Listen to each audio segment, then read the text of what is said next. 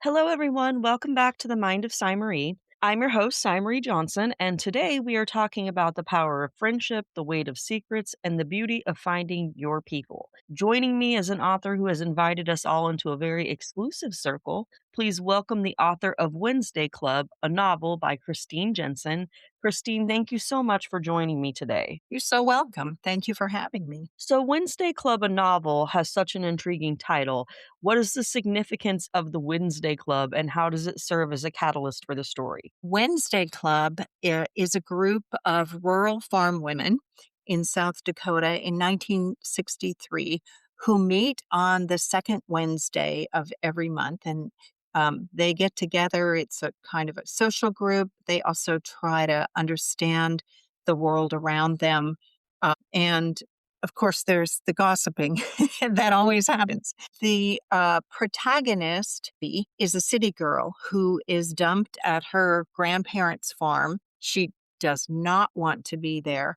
And her grandmother kind of coerces her into being at least the temporary secretary for the Wednesday Club. So she is pulled into a group of women who run their meetings by strict parliamentary procedure and take minutes at every meeting. And Ivy, over the course of 13 months, unexpectedly forms amazing friendships with these women and discovers that they are all really there to lift each other up and support each other. So, group dynamics can be complex to write, of course. How did you balance giving each member of the club a distinct voice while maintaining the collective energy of the group? The novel is told through six different points of view with Ivy as the protagonist.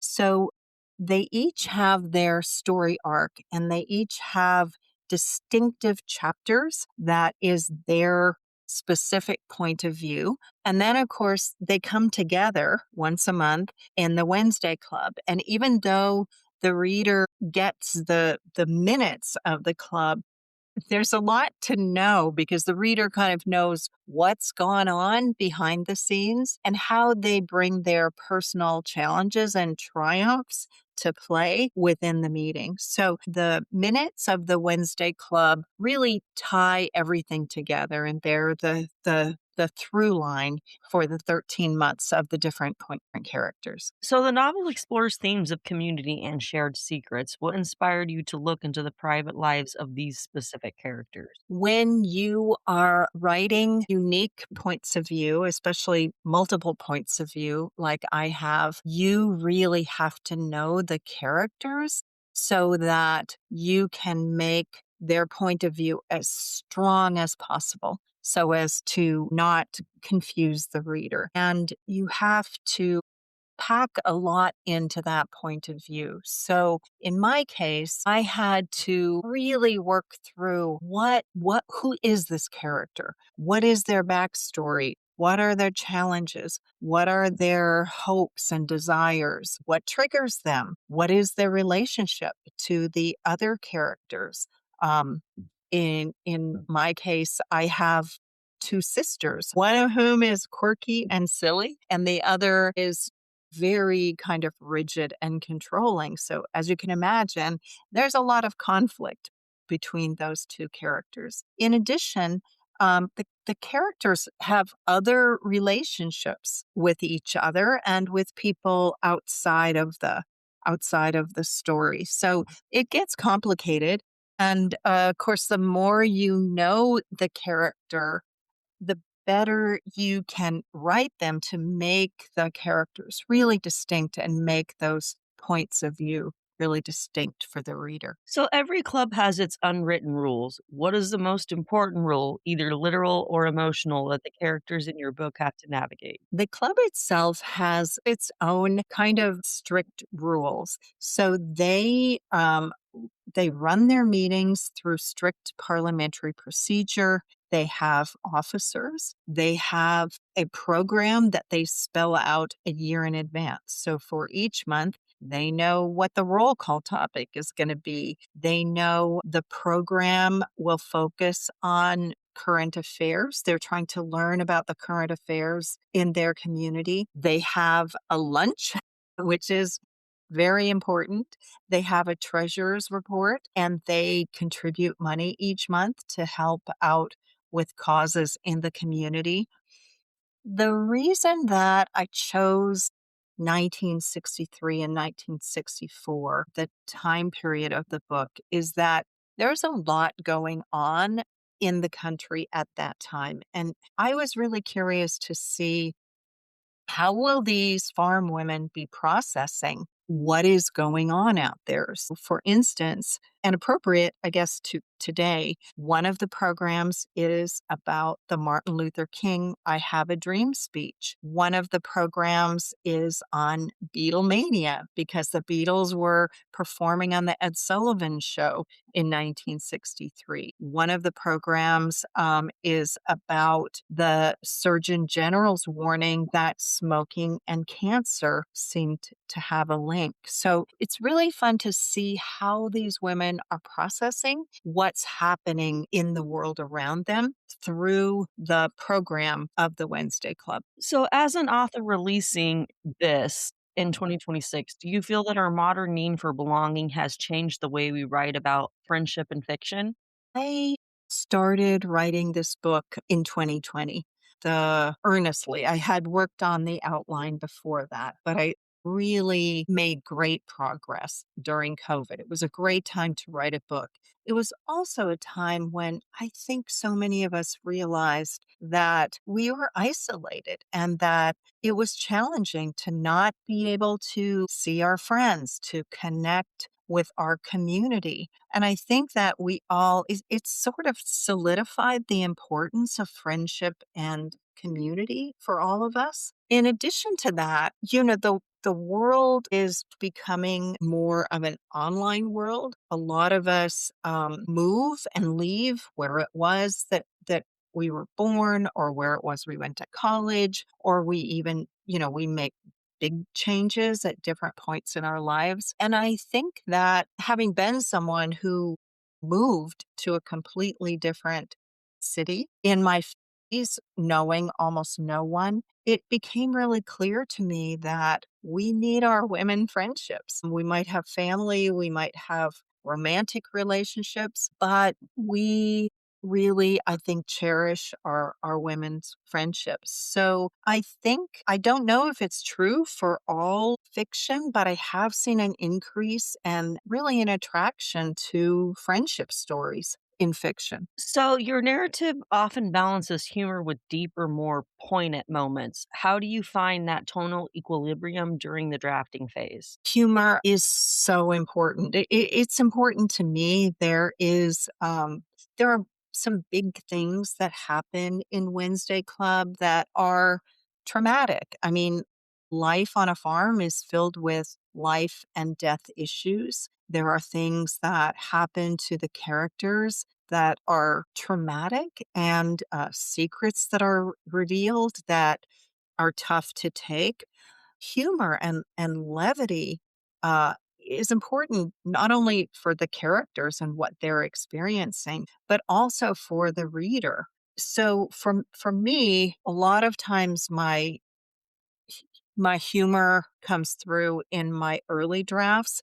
And then sometimes I'm very intentional about finding more humorous moments in later drafts. The other thing is that one of my characters, Etola, is I think I mentioned she's quirky and goofy, and she just seems to find herself in lots of humorous situations. She is very concerned in her 40s about becoming a spinster. And so she sets out to find a husband, and her exploits in doing that are really pretty hysterical. And she just seems to find herself in a lot of goofy situations. And of course, the fact that her controlling sister is so upset with her about so many things also makes things pretty humorous. But I just think humor is so important in a novel. Did any of the characters in the Wednesday Club surprise you by taking the plot in a direction that you hadn't originally outlined? There is a character in Wednesday Club who didn't start out being a character. He is not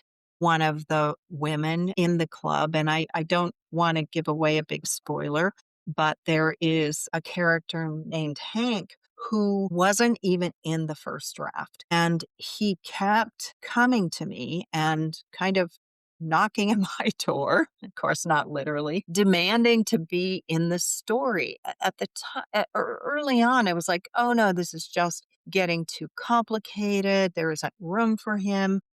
But I began to realize that his character indeed was really important, that he needed to be in the novel. And I had to go back and really work things to make sure that he was a character in the novel. He's an important character in the end. And now I can't imagine having the novel without him, but he definitely was surprised me and was not there in the beginning. The setting of a recurring meeting creates a unique rhythm for a novel. How did you use the passage of time between Wednesdays to build tension? The reader often knows what is happening externally or in the internal lives of each character through their chapters and their points of view, often and sometimes before the other characters do.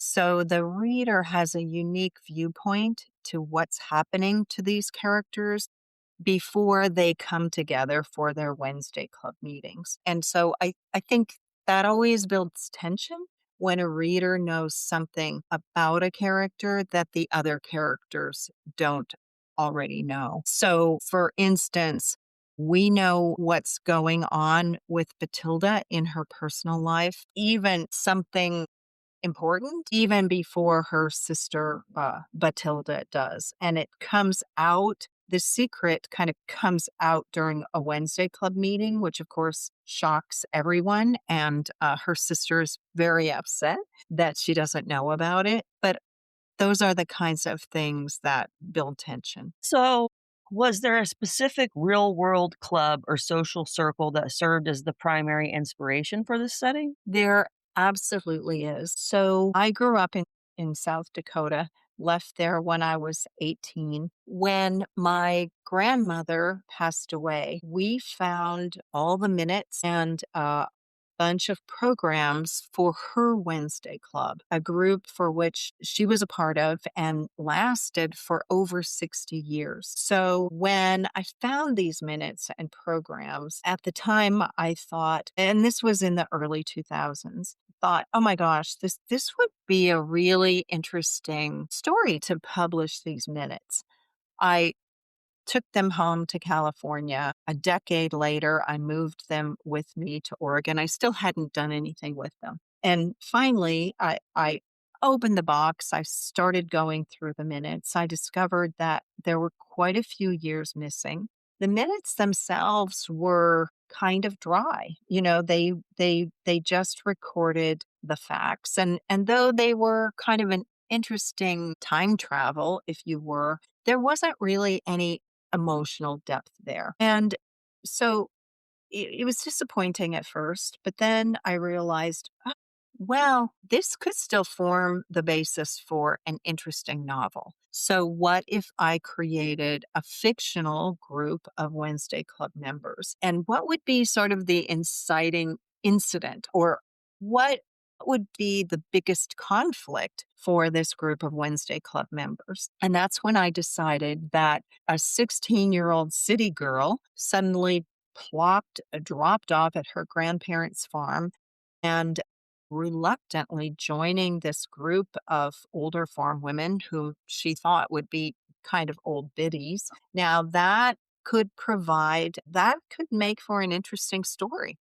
And so there were elements of the actual minutes, the structure of the club meetings I that I used as a part of the structure of my film. None of the characters are really based on real people. My grandmother's Wednesday Club had between 20 and 30 members in any year. And of course, that's way too many characters. But I was able to, make it a smaller club And, look at some of the elements of their programs. What were they talking about at that time? What were the foods that they were eating? What was the clothing like? And I did a lot of research to make sure that the book was really true to rural farm life in 1963 and 1964. So, for readers picking this up, what is the one emotion you hope stays with them long after they finish the final chapter? I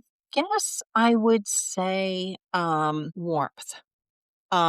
Despite all of the different challenges that each of the characters go through, there is an essential warmth and friendship and goodness that I think is kind of soothing for the soul. And so I would hope that readers are left with a feeling of warmth and happiness when they finish the book. So, how has your perspective on the traditional novel evolved from when you first started writing to the release of the book? I was really concerned and conscious about the number of points of view. I didn't feel that I could write about a club with, let's say, two or three points of view. But I was very concerned about making sure that the readers could follow all the characters, that they wouldn't get lost. And in my early querying to agents,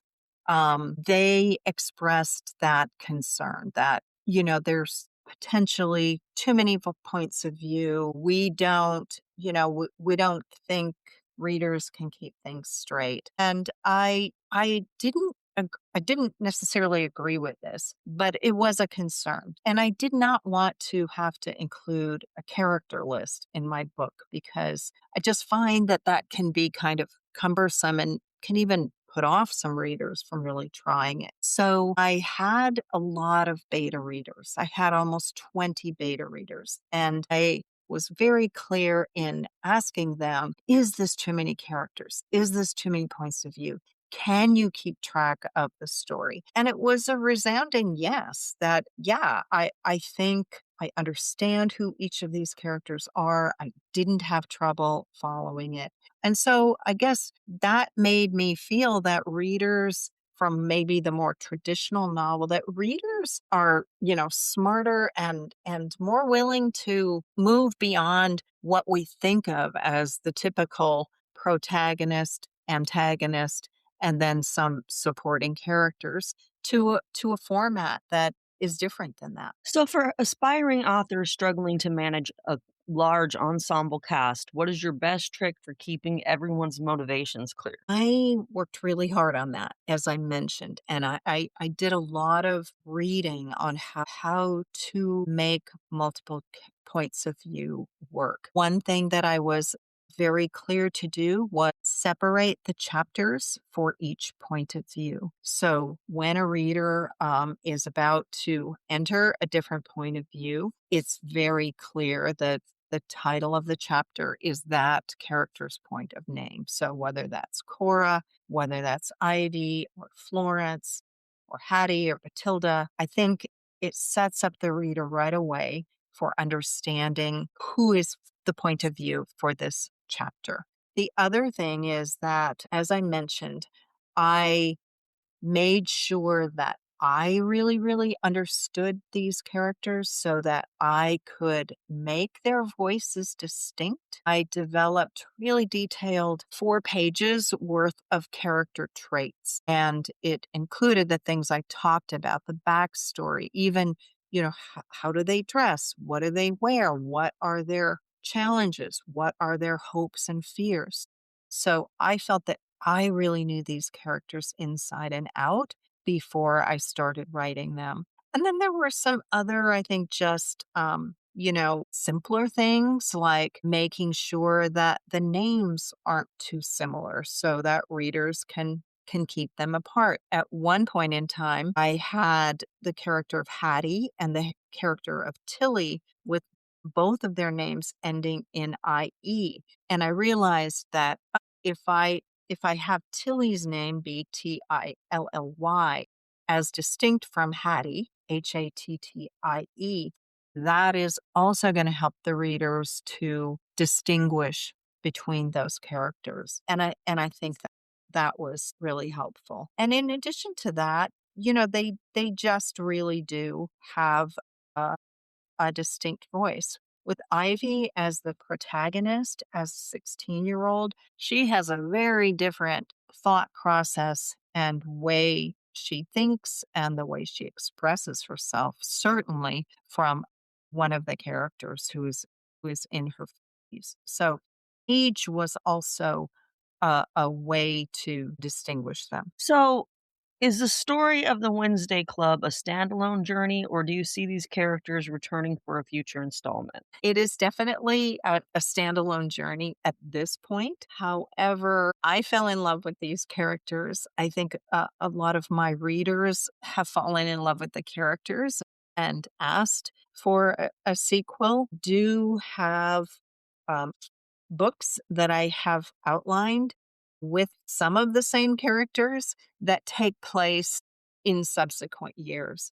So I'm working on one now that takes place 5 years later. Ivy is obviously a young woman by now. So she's at a very different place in her life. Maybe not all the characters will be there. I guess we'll have to wait and see how it turns out. But there is definitely a future installment in the works. That's awesome to hear. So, finally, for the creative who feels their ideas are too quiet or character focused for the current market, what is your advice for finding the sweet spot where personal storytelling meets commercial success? It is a really great question.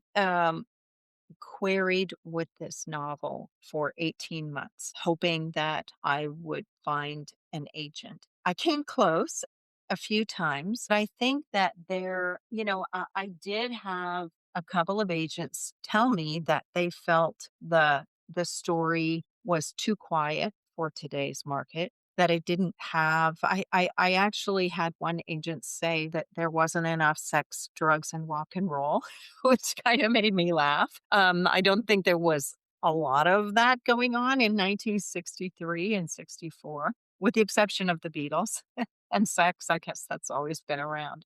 But there's not a lot of that in this novel. But I think that I felt that it in a way it in a way it was quiet, but in a way it wasn't quiet. I mean, life on the farm has big challenges. There is life or death. There are big storms that happen. There are accidents on the farm that happen. There are floods. There are baby animals that you're trying to birth. It can be a rough life on the farm that a lot of those of us who are now in the city maybe aren't really aware of.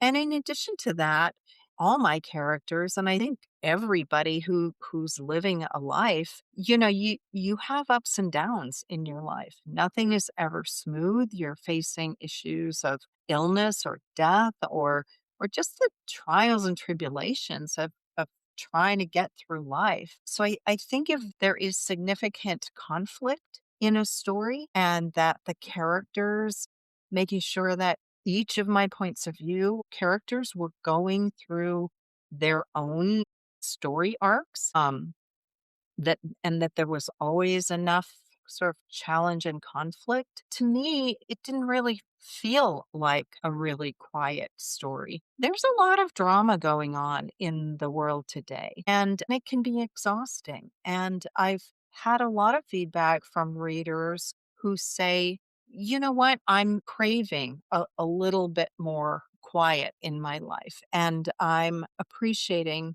going back to maybe, a simpler time. It's definitely not a time that did not have its conflicts. I think it was a simpler time, and I think that readers can really enjoy that. I've had a lot of people tell me that this is a really cozy, feel good story and a great antidote for our times. So I appreciate that. That's a compliment to me. That's beautiful. Well, Christine, it has been such a joy learning about this world that you've created. Thank you for sharing your time and your story with us today. You're so welcome. Thank you very much for talking to me about it. So, for our listeners at home, make sure you go out and join the Wednesday Club by picking up your copy today. I will have a link in the description for the show notes. I'm Marie Johnson, and this has been The Mind of Marie. Until next time, remember the mind is the most important story that we'll ever tell.